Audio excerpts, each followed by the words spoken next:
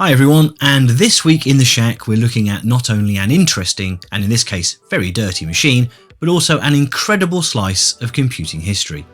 The first 16-bit Atari machine, designed and built by ex-Commodore engineers who worked for Atari, which was at that time owned by the founder of Commodore, and released to market ahead of Commodore's own entry to the 16-bit market, the Amiga. It's a scrappy tale with lots of twists and turns, so let's take a walk down this choppy path as we explore the Atari ST.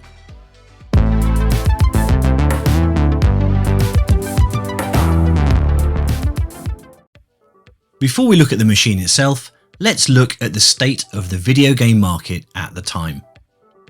Atari's Video Computer System, or VCS, and later the Atari 2600, was by far the most popular home video game console in the early 1980s.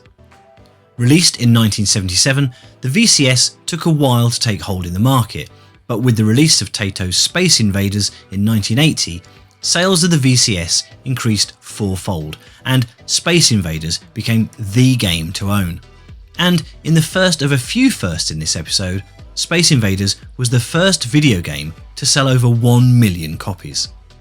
Of course, the success of the VCS meant that Atari were very profitable at this time and had the market cornered. In fact, it took the ColecoVision with its home version of Donkey Kong in 1982 to provide a tangible threat to Atari's dominance, taking a 17% share of the hardware market, leaving Atari's VCS with a measly 58%. There were many other pretenders to the VCS throne, and I'd like to cover the whole story of this era in a later episode, as it's very interesting and full of intrigue, deception and corporate espionage. But what happened when that home video game market became saturated with both good and poor quality consoles and games? And of course, from the introduction of home computers, including not only Atari's own 400 and 800, but also the Sinclair ZX81, TI-99-4A, Tandy colour computer, and of course Commodore's VIC-20 and later the C64. Some of these home computers offered graphics and sound far superior to those in the VCS, and of course offered owners the opportunity to create their own programs. A price war loomed, and in 1982 it all kicked off, with manufacturers slashing prices and releasing all manner of equipment in what could be described as a race to the bottom to floor out the market. This influx caused stores to become overloaded with unsold games, which were returned to publishers as unsold. But publishers couldn't afford refunds either, and thus discount and bargain bins were the order of the day. 1983 witnessed the start of the Great Video Game Crash, a large-scale recession that saw video game revenue fall from over $3 billion to around $100 million in under 2 years. And in situations like this, it's those at the top that fall the furthest, and Atari saw dramatically lower sales and significant costs of returns. By mid-1983, the company had lost $356 million and had cut its workforce by 30%. By the end of 1983, they'd lost over $536 million, leaving Atari vulnerable and Warner Communications very nervous indeed. Back in 1982, the legendary Jay Miner, who was one of the original designers of the custom chips inside the Atari VCS and Atari's 8-bit line of home computers, wanted to create a new chipset for a new video game console and computer, but was rejected by Atari management when he approached them with the idea. This caused Miner to leave Atari, and through his new company, High Toro, began designing this new chipset under the codename Lorraine. All of this was done in secret and under the guise of pretending to create video game peripherals and stay 1 foot ahead of the competition. In August 1984, High Toro was renamed to Amiga Corporation and soon ran into financial trouble, putting completion of Lorraine in jeopardy. Seeing the potential of Miner's work and no doubt acknowledging his success with the 2600, Atari stepped in and paid Amiga Corporation to continue the work in exchange for exclusive rights to Lorraine for a period of 1 year as a video game console, and after that Atari would be free to add a keyboard and sell Lorraine as an Atari computer, tentatively named the 1850 XLD. Meanwhile, over at Commodore, Jack Tramiel had left the company in January 1984 and formed Tramiel Technology Limited with his sons and other ex-Commodore employees, and he wanted to bring a new computer to market. Tramiel had decided to use Motorola's 68000 series CPU after being disappointed in the performance of their first choice, the National Semiconductor NS32000. Design lead on this new machine was none other than Shiraz Shivji, who had previously helped bring the Commodore 64 to life. Confused? Hang in there, it gets worse. It's now mid-1984 and Atari are losing a shed load of money, rumoured to be $1 million a day. Tramiel Technology pounced on the opportunity and bought Atari's consumer division, which included the console and home computer departments. There followed an outpouring of talent from Commodore to Atari, causing Commodore to file lawsuits. Tramiel also cherry-picked the Atari personnel he wanted to keep and let the others go. Shortly after that, Tramiel Technology was renamed to Atari Corporation, and here's where it gets really awkward. The original Amiga contract required Amiga Corporation to deliver the Lorraine chipset to Atari on June 30th, 1984. Upon hearing that Tramiel was looking to buy Atari, Amiga Corporation entered into discussions with Commodore, resulting in Commodore buying Amiga Corporation, and in doing so, they believed this would cancel Amiga Corporation's original contract with Atari. So, instead of delivering Lorraine to Atari, Amiga Corporation gave them a cheque for $500,000, effectively refunding their investment and giving Lorraine to Commodore. A legal challenge by Atari followed, of course, during which time neither Commodore nor Amiga Corporation were allowed to work on Lorraine. This gave Atari the chance to finish the ST computer and bring it to market ahead of Commodore's Amiga 1000 with the Lorraine chipset.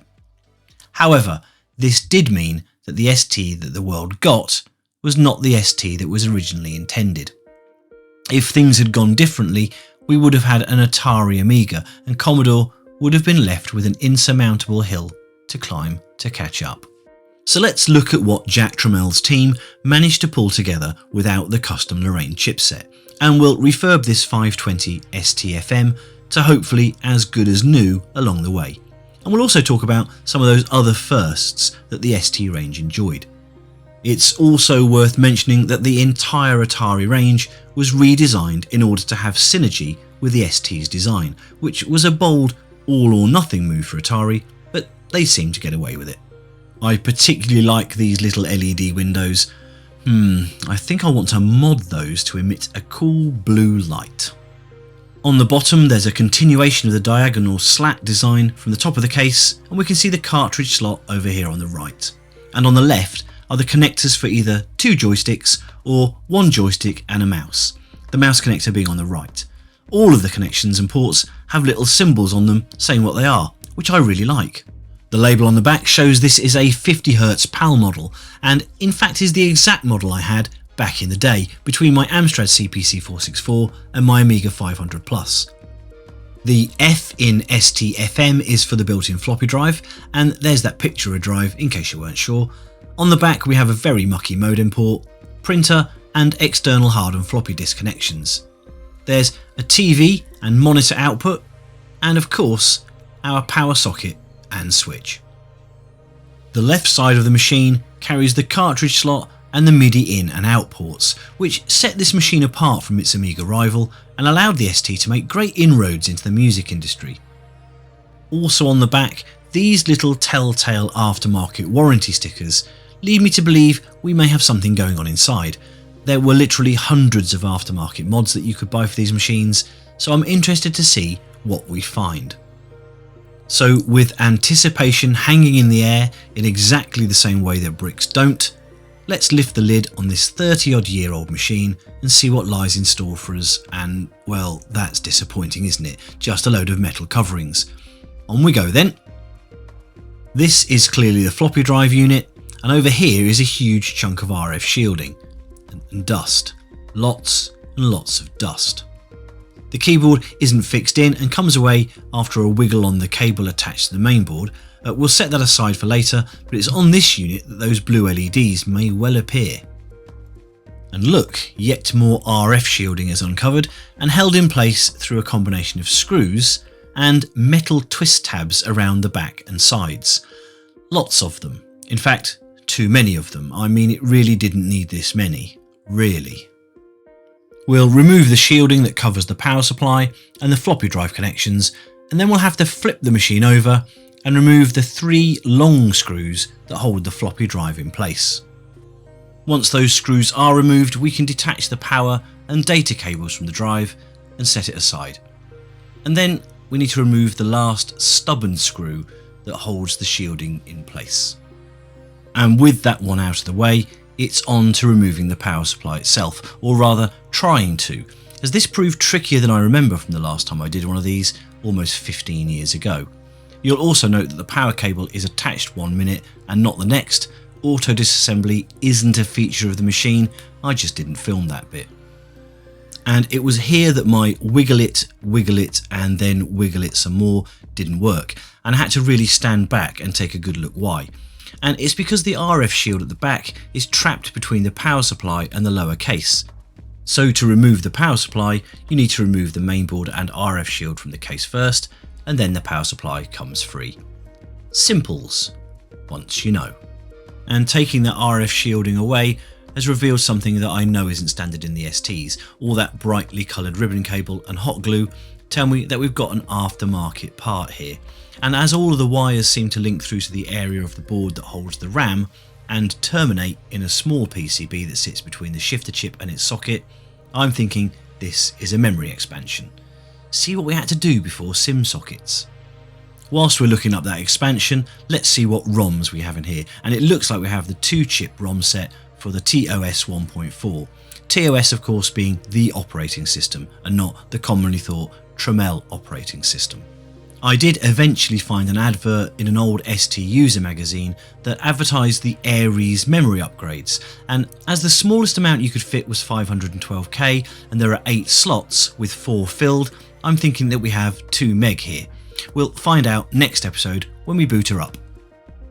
This is where the Blitter chip would be, but they weren't fitted as standard in the ST range until the STE range, which also offered digital sound and a wider colour palette to bring the capabilities closer to those of the Amiga. Never had an STE, but now all of a sudden I want one. The Motorola CPU in the ST is clocked faster than the Amiga's 7.14 MHz, and this was noticeable in some 3D games.